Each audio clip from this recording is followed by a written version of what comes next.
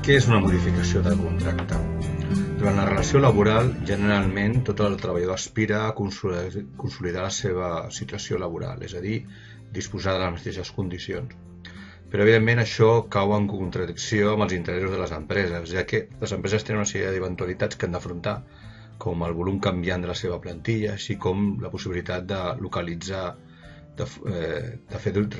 realitzar deslocalitzacions geogràfiques per diferents tipus d'interessos econòmics. Llavors, davant aquesta situació, es generen una sèrie de conflictes i de decisions que l'empresari ha de dur a terme i que els treballadors moltes vegades no acaben d'entendre. També tot això ve motivat també per diferents imperatius de la competència del propi mercat. Ara estem en una situació complicada de crisi en la qual les empreses han hagut d'efectuar reduccions de costos importants i decisions com la flexibilització de les plantilles i de les condicions de treball és un tema que és molt incipient i molt actual. Llavors, generalment, el Dret del Treball el que intenta és regular d'alguna manera aquests interessos contraposats i la tendència és que cada vegada les condicions de treball siguin més flexibles. Moltes vegades s'han de prendre aquest tipus de decisions simplement per mantenir alguns llocs de treball i llavors es poden produir situacions en les quals les plantilles poden acollir-se a un ERE i quan la situació de l'empresa és ja més viable, es torna una mica a les condicions anteriors passada la situació de crisi. Per tant, hem de veure en quin marc de drets i d'obligacions ens trobem en aquest sentit. Primer parlarem de la mobilitat funcional. Quan parlem de la mobilitat funcional, vol dir que les persones, d'alguna manera, de forma temporal o permanent, poden ser apartades de les seves tasques habituals, la que estaria relacionada, segons conveni col·lectiva, a la seva categoria professional.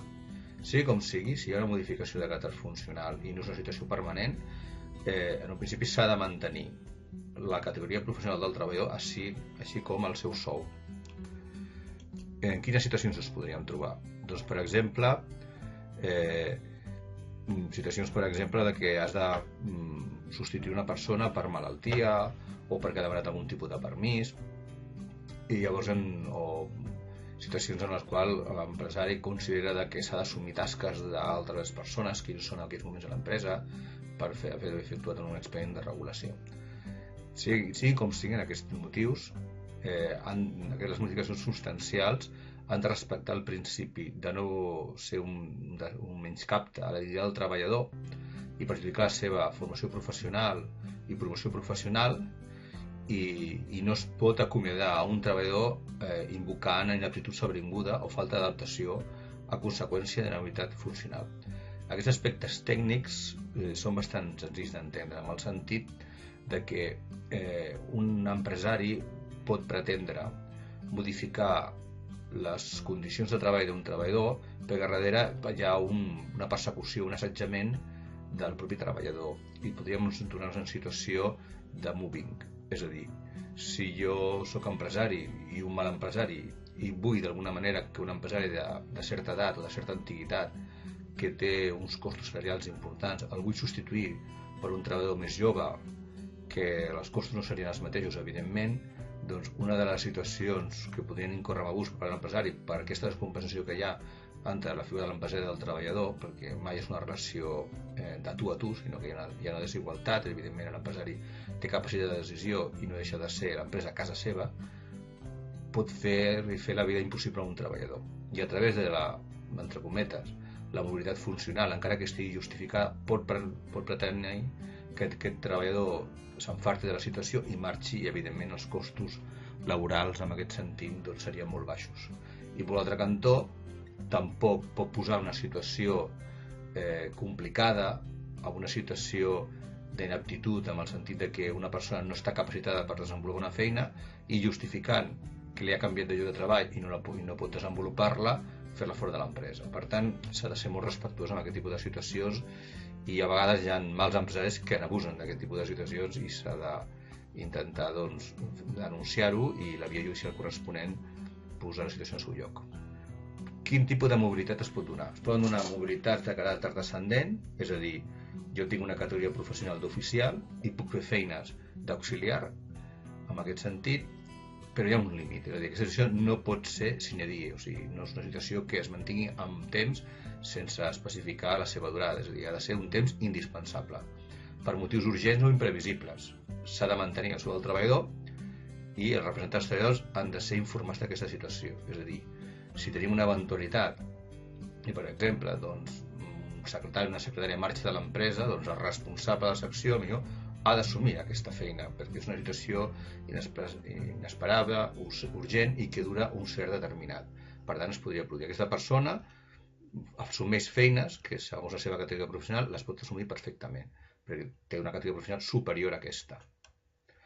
O pot ser al revés, és a dir, una persona li atribueixen feines que no corresponen a la seva categoria, però és una persona molt vàlida i pensa que per qüestions tècniques o organitzatives ha de cobrir aquest tipus de situació. Evidentment, també està limitada en temps, és a dir, que si la situació dura més de 6 mesos en un any o de 8 mesos en 2 anys, evidentment aquesta persona pot reclamar una pujada de categoria professional. Fins i tot hi ha un procediment judicial de reconeixement de categoria professional. Aquest tipus de situacions, evidentment, hem de tenir en compte que es produeixen en grans empreses. Fer una reclamació judicial per un canvi de categoria professional a una empresa petita és una situació complicada, tensa i no gaire recomanable. Aquí tenim un cas. La Neus és una responsable del departament de vendes i va finalitzar el cicle d'explotació de sistemes informàtics. Ja l'empresa indica que ha de realitzar funcions d'empera, un auxiliar comercial, mentre ella es troba de baixa i fins a contractar una altra persona que el substitueixi. És correcte aquest supòsit de mobilitat? La Neus s'hi pot negar sense ser acomiadada? Disminuiria el seu sou? Bé, evidentment, la Neus estaria enquadrada dintre la categoria professional per fer una feina molt concreta, però ha de cobrir aquest tipus d'eventualitat. L'empresa l'ha d'informar en temps i forma, hauria d'assumir la situació, hauria de fer feines comercials, suposant que tingui el perfil, i en un principi no s'hi podria negar. Evidentment, a nivell de condicions ni li afectaria la seva categoria professional i evidentment no li afectaria el sou. Tenim un altre tipus de mobilitat, que és la mobilitat, ja no és la mobilitat funcional, és a dir, la que està relacionada amb les tasques, sinó amb desenvolupar la feina en un lloc de treball en concret. Es poden donar dues situacions, els trasllats i els desplaçaments. Tècnicament són diferents. El trasllat suposa, doncs, evidentment, un canvi de residència. O sigui, en el sentit que el treballador ha de desenvolupar una feina determinada a molts quilòmetres de la seva zona de residència habitual i, evidentment, doncs, aquesta persona ha d'estar compensada per aquest tipus de situació. Com ha d'actuar l'empresa en aquest sentit? Doncs bé, l'empresa en un principi, si el treballador ha estat contractat sense la condició de mobilitat, té un dret relatiu a mantenir-la en el seu lloc de residència. Si és un trasllat forçós en el sentit de que s'ha de desplaçar tot el seu lloc de treball, doncs ens trobem en una situació que s'ha d'encarar. Aquests trasllats forçosos s'han de justificar per qüestions econòmiques, tècniques, organitzatives o de producció. Evidentment, en la reforma laboral, qualsevol circumstància, per petita que sigui, l'empresari té la paella pel mànec, en el sentit que pot justificar situacions econòmiques de pèrdues, encara que siguin molt poques, o de futur, o amb el temps, o qüestions tècniques, organitzatives, o que pensa que el trasllat de l'empresa la pot fer més competitiva. Llavors, en aquest sentit, motivar aquesta causa a l'empresari no li resulta difícil. Abans era una mica més complicat. El procediment és el següent. Hem de diferenciar dels trasllats individuals dels trasllats col·lectius. És a dir, quan li afecta només a una persona, un nombre molt reduït de persones, doncs s'ha de notificar la decisió del trasllat al treballador i els seus representants legals. S'ha de fer amb un previst de 30 dies. Si accepta el trasllat, rebrà una compensació per les despeses, el típic, les despeses de trasllat, subministrament, el fet de fer un canvi de domicili. Si no l'acceptés, es pot extingir la relació laboral per causes objectives i cobraria una indemnització objectiva de 20 dies per any, com un màxim 12 mensualitats. Si, malgrat ser traslladat, el treballador considera que no hi ha justificació, pot reclamar en via judicial i pot ser que el treballador pugui retornar al seu antic lloc de treball. Quan el procediment és col·lectiu és una miqueta més complicat, afecta més persones, la durada mínima ha de ser de 15 dies, afecta un número significatiu de persones, i aquest procés es pot allargar fins a 90 dies. L'empresari comunicarà als treballadors la seva decisió de trasllat, i a partir d'aquest procés és com si fos un trasllat individual. Pel que fa al desplaçament, són situacions en què, d'una manera temporal, el treballador està obligat a desenvolupar la seva feina en diferents seus de l'empresa, o per qüestions comercials, o per obrir un mercat. Llavors, generalment, aquest tipus de mobilitat és assumida pel treballador en ell mateix perquè ja entra dintre de la seva feina. Per tant, són persones que no necessàriament han de canviar de lloc de domicili, simplement assumeixen la situació que ha d'estar part de la seva jornada de treball fora del seu domicili habitual. Evidentment, han d'assumir les despeses de viatges, les dietes de manutenció i l'allotjament, l'empresa en aquest sentit. Llavors, generalment, la mobilitat geogràfica d'aquest tipus de desplaçament s'ha de notificar amb 5 dies de preavís, simplement perquè aquella persona s'ha d'organitzar. Aquesta persona pot, d'alguna manera, els permisos que té els pot acumular, en el sentit que, evidentment, possiblement, per gaudir d'un cap de setmana li implica desplaçar-se i pot acumular els dies de festa perquè li pugui gaudir més. I si aquesta situació dura més de 12 dies, en un període de 3 anys, doncs, evidentment, es consideraria una situació de trasllat i ens trobaria una situació que hem comentat abans. O pot acceptar-ho o no pot acceptar-ho, pot marxar de l'empresa amb indemnització o pot qüestionar aquesta decisió. Llavors, els representants dels treballadors, d'alguna manera, estan blindats en aquest sentit i estan especialment protegits en quant a trasllats i a desplaçaments, simplement perquè aquestes persones han estat escollides pels seus companys i companyes i no són treballadors normals, sinó que es representen, i per tant podria ser una estratègia d'alguna manera per part de l'empresari de tenir algun tipus de comitè o un delegat laboral incòmode per l'empresa, i no s'ha d'optar per aquest mètode, perquè seria una situació il·legal. Aquí tenim un cas pràctic, el cas de Perills, una empresa ubicada a Flix, disposa de diversos centres de treball, compta amb 110 treballadors, i durant aquest any comunica al Xavier que ha de passar 4 mesos a Viella per posar en funcionament el manteniment de les instal·lacions.